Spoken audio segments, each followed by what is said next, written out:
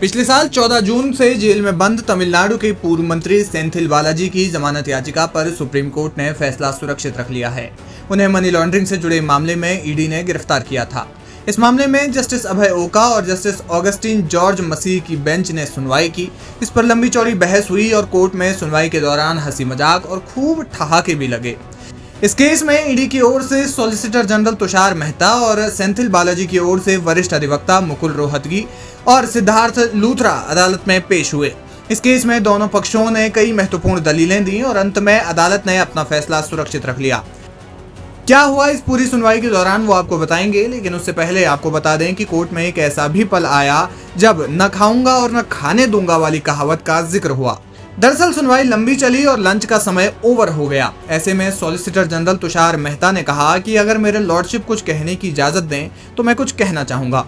Court की अनुमति मिलने के बाद उन्होंने कहा कि आपने कहा था कि न खाऊंगा और न खाने दूंगा, ऐसी ही स्थिति हमारे साथ हो गई है। एसजी मेहता ने हल्के लहजे में कहा कि आज हम सभी के साथ न खाऊंगा और न खाने दूंगा जैसी स्थिति हो गई है, क्योंकि ना तो लंच के लिए माननीय बेंच उठी और ना ही हमने लंच किया। उनकी इस बात पर बेंच भी मुस्कुराई और कोर्ट रूम में खूब ठहाके लगे। सुनवाई के दौरान बेंच लंच के लिए नहीं उठ सकी, जिसके बाद सॉलिसिटर जनरल ने माहौल हल्का करने के लिए ये बात कही। इस मामले में एसजी मेहता ने पूर्व मंत्री सेंथिल बालाजी की जमानत का विरोध किया और उन्होंने कहा कि केस की सुनवाई में देरी का कारण वे खुद हैं, क्योंकि उन्होंने न्यायिक प्रक्रिया को धीमा करने के लिए अपने प्रभाव का इस्तेमाल किया। हालांकि इसके जवाब में सेंथिल बालाजी ने कहा कि वे प्रभावशाली नहीं है और उन पर यह आरोप गलत है। उन्होंने कहा, मैं अब मंत्री नहीं हूँ, तब आरोप लगा था कि मैं प्रभावशाली हूँ, मगर अब मेरे पास कोई विभाग नहीं है। अभी एक सर्जरी भी हुई है और क्या चाहिए। इस बात पर जस्टिस अभय ओका ने सवाल किया कि क्या इस्तीफा देने के बाद मंत्री प्रभावशाली नहीं रह जाता।